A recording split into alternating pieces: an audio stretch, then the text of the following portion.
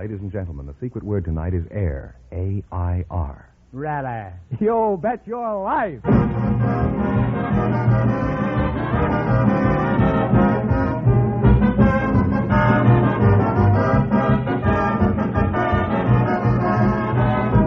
DeSoto Plymouth Dealers of America present Groucho Marx in You Bet Your Life, the comedy quiz series produced and transcribed from Hollywood. And here he is, the one, the only... Why doesn't that guy get lost? Oh, that's me, Groucho Marx.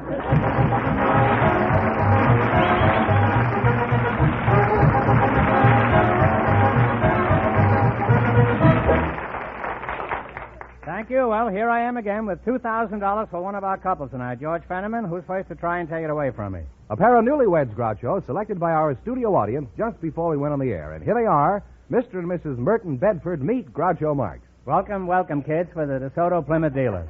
And if you say the secret word at any time we're talking, you win $100 instantly. It's a common word, something you always have with you. Is that clear? Clear. Well, you're quite welcome. Now, you're newlyweds, eh? Mrs. Rose Bedford.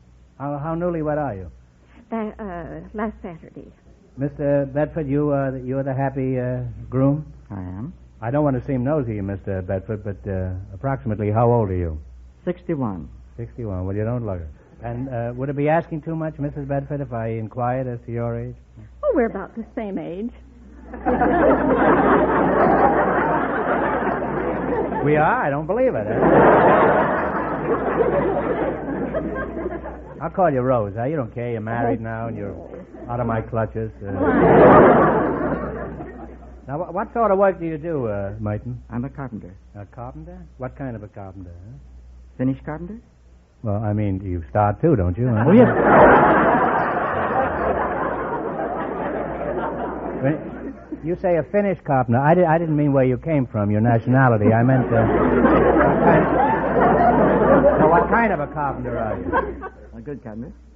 How long did you go with Merton here before he proposed, Rose? About 2 weeks.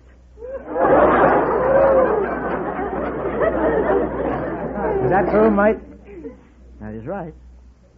Do you remember exactly what you said when you proposed? I said I planned a trip to Alaska. Will you go with me? And was she to regard that as a proposal?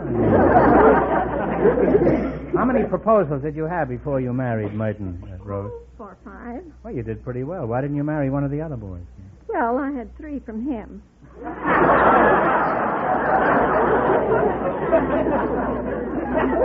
Why didn't you grab him the first time he proposed? I did, but he pretended he didn't hear me.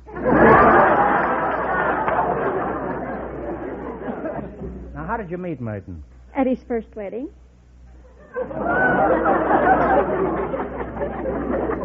You see, his brother was my sweetheart. And we went to the wedding, and Everett and I took Merton and Laura in a 1910 Rambler up to Estes Park for their honeymoon. Oh, I've been on honeymoon twice.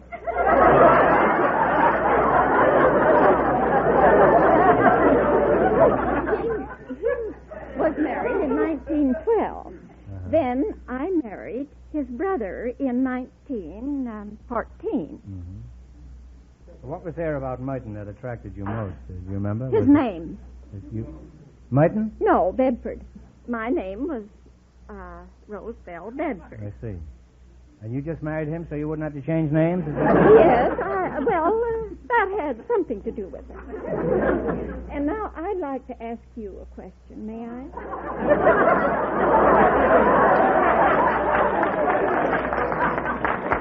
I've never had a Rambler, if that's what you're getting at. Okay, well, shoot. I'll answer anything now, within reason. Huh? This is a problem that has been presented to my children by me marrying Merton. If their mother marries their uncle, then she becomes their aunt. And they become their own cousin.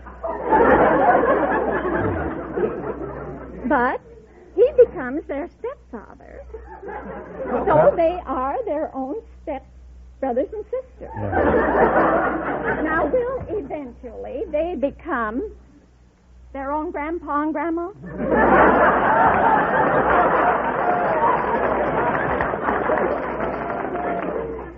If you want to go through that again, Rose. I think since he's a carpenter and they're all stepchildren, he can fix the steps, I think. Has anything embarrassing ever happened to you, Martin? Yes. As a coach for the girls' basketball team. I was a coach? I was coach. We had a practice in the gymnasium. I was the only man present. I was standing in the center holding the ball for the jump up. Something out of my line of vision happened. And all the girls turned blushing away. I dursn't look back. By and by the girls came back, and later I found out one of the girls had lost her bloomers. What was the score then? Do you remember?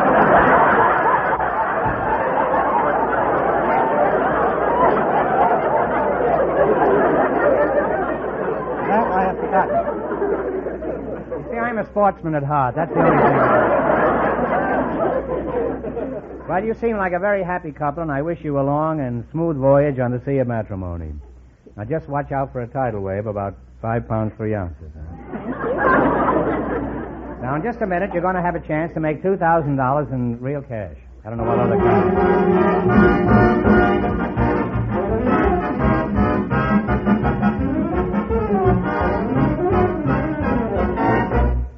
Friends, you know, it really pays to do business with a DeSoto Plymouth dealer. For every one of these dealers from coast to coast has an assignment that means service to you. A dealer's creed, if you like. And it's carried out by each and every person you'll meet at a DeSoto Plymouth dealer's, from the skilled mechanics in the shop to the folks in the showroom.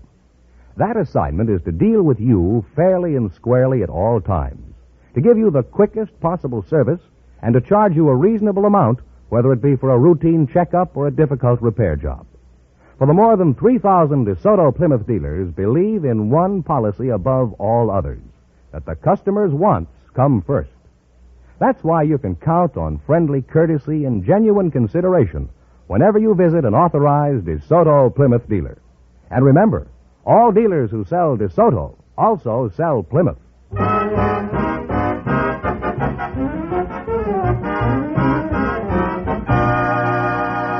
Now, let's see if a pair of newlyweds will get a chance at the $2,000. Send them and tell them the rules. Each of our 3 couples has $20. They bet as much of that 20 as they want on each of 4 questions. The couple that earns the most money gets a chance at the DeSoto Plymouth $2,000 question at the end of the show. Our other 2 couples are in a waiting room off stage, so they don't know what's happening out here. Here we go. Let's see how high I can build you $20. You selected important cities of the world as your category. Is that right? All of these cities are over 500,000 in population. You have $20. How much are you going to risk? Now, Rose? 5. In what country is the city of Lisbon? Portugal. Portugal is correct. They're on their way, Groucho. They have $25. Remember, you're going for $2,000 tonight. How much of the 25 are you going to try? 10. All right. In what country is the city of Nagoya? Nagoya. India. Is that the answer you two agree upon? No, I think it was in Spain. No, I'm sorry. It's Japan. That's a tough one. They now have $15. How much of the 15 will you try? 2.5. In what country is the city of Lyons? Lyons. Switzerland. Do you agree with that? France. Do you agree? Which one do you want? Huh? France. France is correct, huh? They're on their way again. They have $17.50. I had a squeeze. $17.50, huh? Why, you can get a suit with 3 pair of pants for that. Here we go. It's your last chance to beat the other couples. How much of the $17.50 are you going to try? $10 again. $10. In what country is the city of Zurich? Zurich. Switzerland. Yeah, you're right. It's Switzerland, huh? And they wind up with $27.50.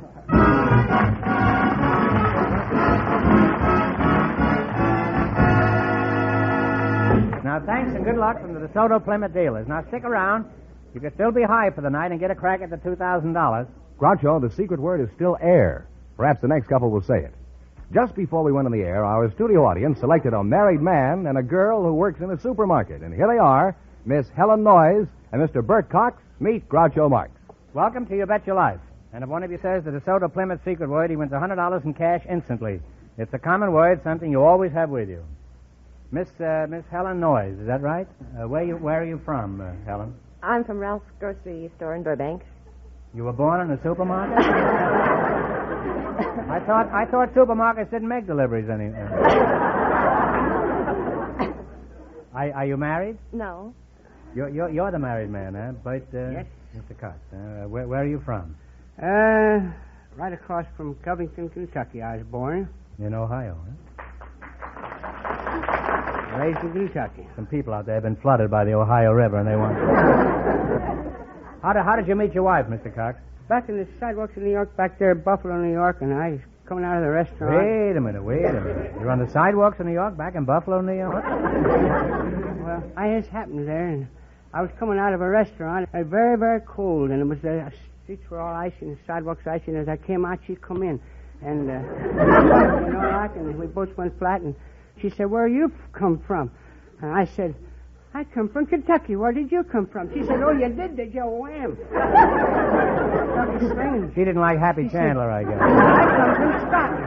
I come from Scotland. Well, I finally slid her over. Scotland, Buffalo, the Ohio River, and Kentucky. Well, it was kind of like... You certainly touched all the bases, but... Okay, anyhow, now you're in Buffalo, flat on the sidewalk, huh? Scotland is cool. I finally got her on her feet. Slid her over the telephone pole and lifted her up. And what was that? I slid over the telegraph pole and got a hold of it and grabbed her hand, and we got up. Oh. And then I said, well, let's go in and then talk you had a about Western Union, was that it? The telegraph pole? Yeah, Did you get married in the East? I was only noticing her blue eyes, her dark hair, and her red lips, and I wasn't thinking of anything else. I'll go along with you on that. Go on, you may fire when ready. I took her a buggy You ride. took her for a buggy ride? The next day. She said she'd Well, what go became of buggy the ride. Rambler, huh? Well, Oh, no, that was another couple.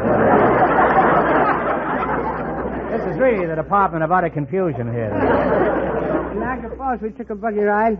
You took a buggy ride over Niagara Falls? Driving this horse, my hand got cold, and I kind of slid it up her sleeve a little bit to keep warm. She asked me to. And she said, "Well, there's corn in one finger, and I'll take it home mended." And just jokingly, I said, "Do you mend my gloves, and I'll buy yours?" And she took it seriously. She said, "Well, wouldn't that be romantic? We could get married right in Niagara Falls." And I said, "Well, I wasn't quite prepared. I haven't been saving." She said, "You don't need any money to get married." I said, "Well, anyhow, I haven't got a ring and anything now." She looked in her hand was a ring, her mother's ring that she had with her. I said, "Well, He certainly came well equipped, this gal. we'll go to Buffalo and then we'll come He back probably tomorrow. even provided the telegraph pole. Then we'll come back tomorrow and we'll get married." She said, "I have my purse with me." And she paid the hotel bill and the preacher $5, and she's been taking care of me ever since like that. Nearly 50 years. Very happy. Well, I think you ought to take a deep bow to the audience, and I think you ought to get a big round of applause. Huh? Anybody can start off a marriage, flop down the sidewalk, and then stay married 50 years. There's all the credit in the world, huh? Now, what do you do in a supermarket, Miss Noyes? I almost forgot about you, as charming as you look, huh? I'm a checker. You're a checker, huh? No wonder the boys in the firehouse like to play checkers. Huh? Let's go to Buffalo and fall on the sidewalk, huh? I don't want to appear particularly stupid, Miss Noyes, but just what is a checker? Well, I check the prices. I'm a cashier. Oh, you're the cashier, huh? Now it begins to register. Huh? No. What do you do, huh? Well, seriously, I check the prices, ring up the things on the register, and see that the things are properly bagged. How do you mean you properly bag the groceries? Is there more than one way to bag the groceries? Huh? Sure, you have to put all the canned goods on the bottom and the soft things on the top. I don't know why you bother. When I get home, the soft things are always on the bottom anyway.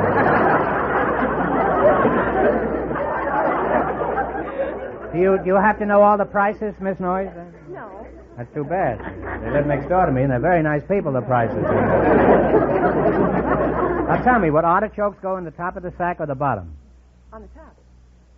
You're just checking the checker, that's all. Now, Mr. Cox, I don't mean to be ignoring you, but I can't think of anything better to do at the moment.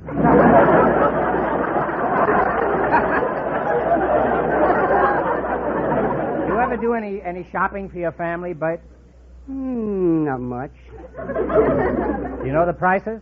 No. Nobody seems to know the prices. Huh? Very nice couple. Although I must admit they stay pretty high most of the time. Well, if you don't know the prices, how can you sure you're not being cheated, Bert? I'm not. Gullible fellow, isn't he? Huh? Miss Noyes, how can he be sure he's not being cheated? Huh? He can always check his sales slip. How do you know he wears one?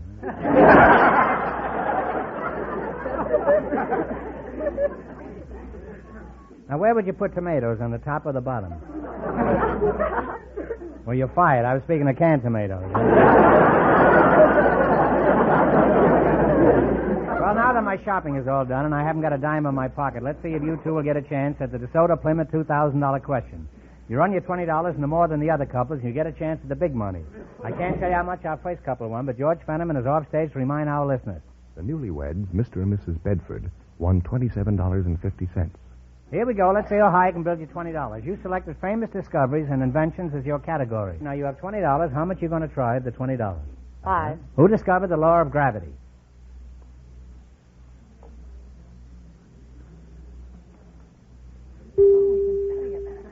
Oh, I'm sorry. It was Sir Isaac Newton. Well, now you got $15. Remember, you're going for $2,000. That's the big money anyhow. Now, how much of the $15 are you going to try? $5. Who perfected the first electric telegraph? Marconi. No. That's an Italian dish. No, this was... no, this was Morse. Yeah, you only got $10. Now, how much of the $10 are you going to try? $2. $2? Okay. Who discovered radio? You got it? Oh, you guys talking? Yes. Oh, who is it? Yes. No, I don't know. You don't know? It's a good thing you only bet $2. Huh? Isaac Newton, then. Madam Curie. Huh? Madam Curie. Madam Curie is right. Well, we're on the way again. Now they have $12. Now, is your last chance to beat the other couples. How much of the 12 will you try? Shoot. 10. Shoot the works. 12? 12 or 10? That's all 12. 12. Okay. Who advanced the theory of relativity? Einstein. Albert Einstein. And they wind up with $24.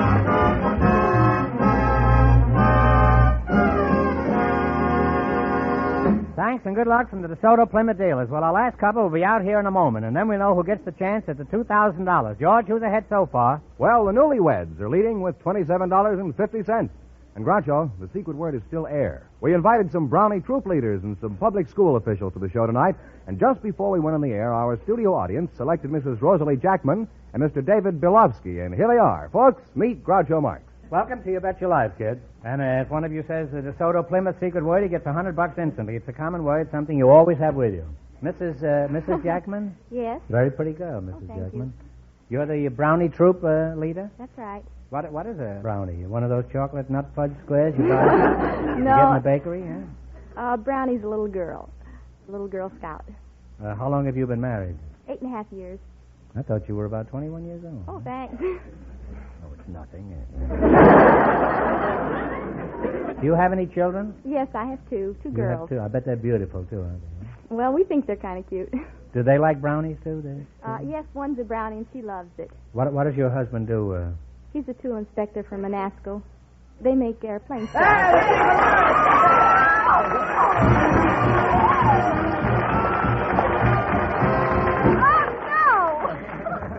Well, you said something, and you win $100 for that, huh?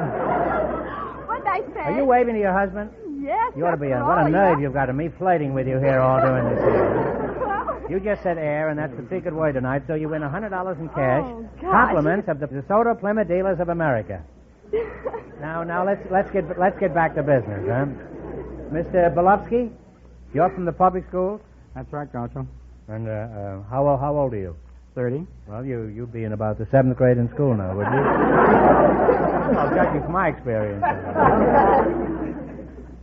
Just what do you do in school, huh? Assistant supervisor of attendance in the city schools. Oh, you supervise the attendance, huh? Why do don't- the attendants need supervising? I don't supervise the attendance. I supervise the attendance. Well, why didn't you say so, huh? Would you be averse to amplifying that, Mr. Bilovsky? I'm the liaison man, say, between the school and the home. Well, you can. I don't know what you mean, but... I'm the one they send out when they try to find out why a child is not in school. You're the contact between the home and the school, is that it? That's right. In other words, you drive a bus, is that it?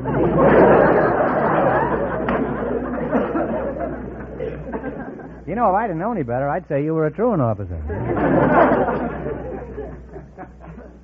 We don't call it that anymore.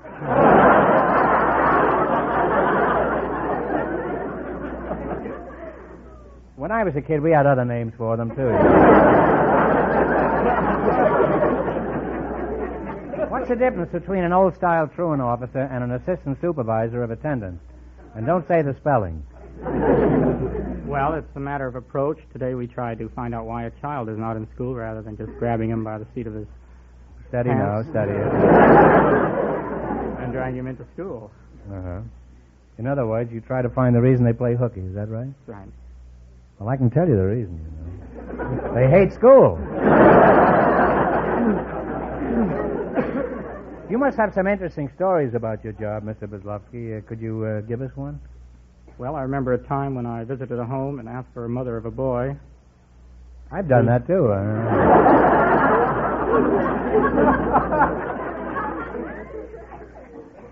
Before I knew what was happening, I was helping in the delivery of a child. They had expected the doctor. And you expected that kid to be in school?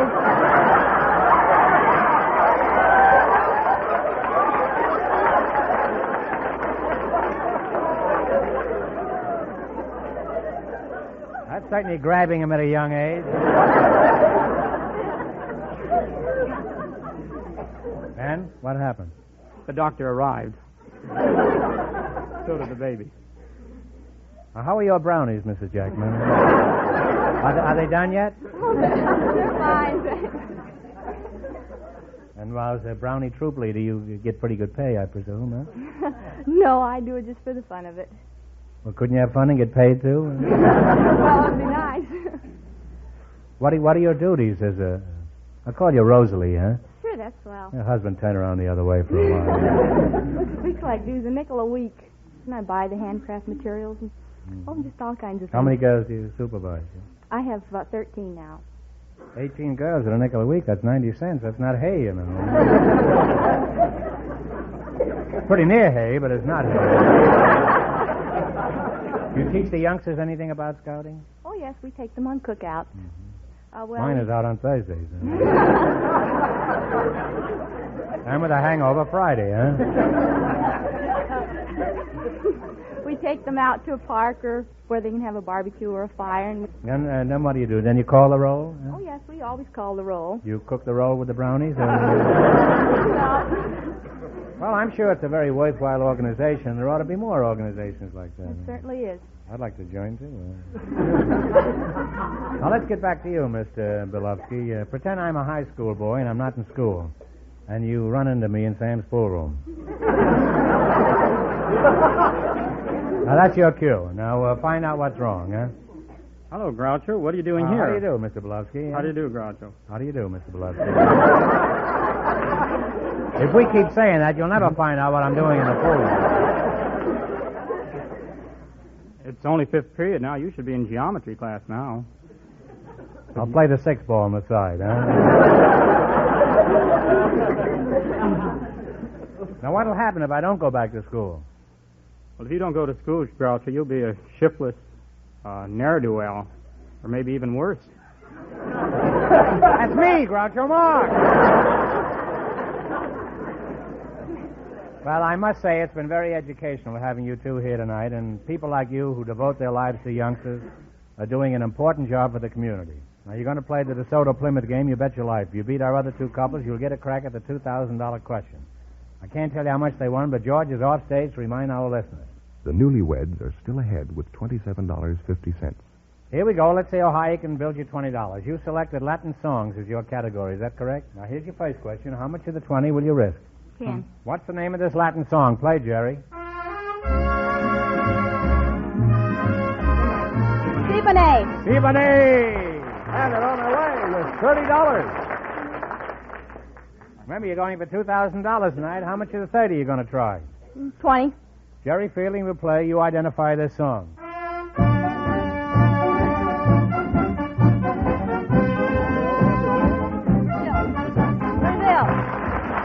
Brazil is right. And now we have $50. Listen, you're not spending all your time with those brownies. You wouldn't know that. Okay, you got 50. How much you going to try? 40, I guess. Okay, give me the title of this song. Amapola. Amapola. Sarah Kleiman with $90 now. What a silly name, Emma Pollock. Isn't that a silly name for a song? All right, you got $90. Here's your last chance to beat the other couples. How much will you bet? 40. What's the title of this Latin melody?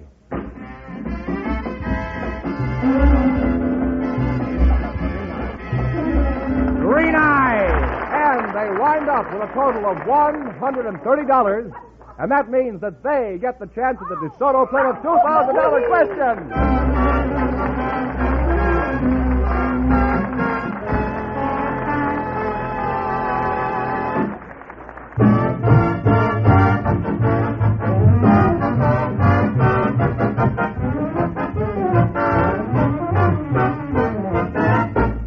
Do you know what makes it possible for a car owner to get really expert service at a DeSoto Plymouth dealers?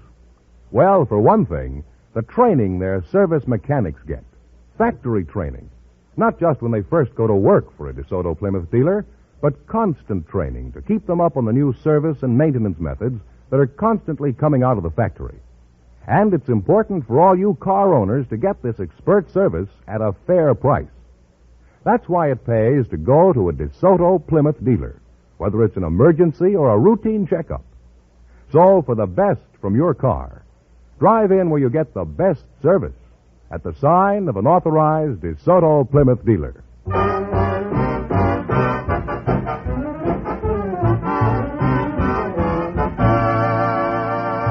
And here is the Brownie troop leader and the school official, the winning couple, all ready for the DeSoto Plymouth $2,000 question, Groucho. Well, that's a lot of money. You can buy a lot of brownies for that, huh? Here we go for $2,000. Ready? I'll give you 15 seconds to decide on one single answer between you, so think carefully. And please no help from the audience. Here it is. The last emperor to rule on the North American continent was driven from his throne in 1867. Who was this last emperor in North America?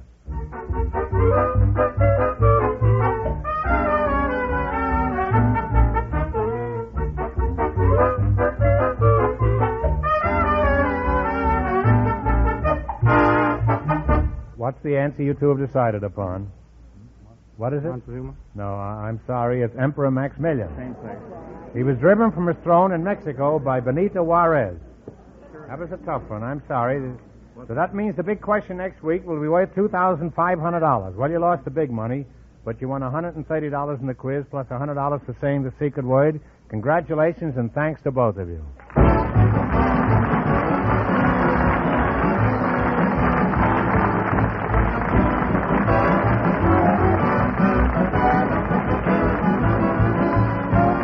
You Bet Your Life is a John Goodell production, transcribed from Hollywood, directed by Bob Dwan and Bernie Smith.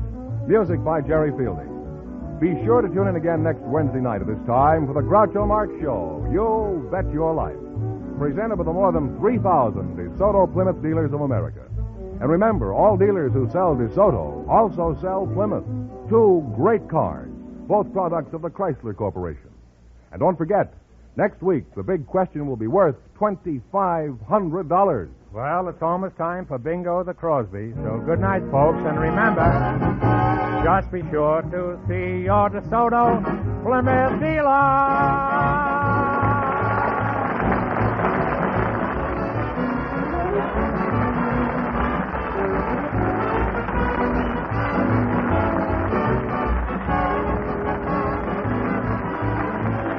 Here's a tip from the National Safety Council. Remember, you can't stop quick when streets are slick. This is George Fenneman signing off for the more than 3,000 DeSoto Plymouth dealers from coast to coast.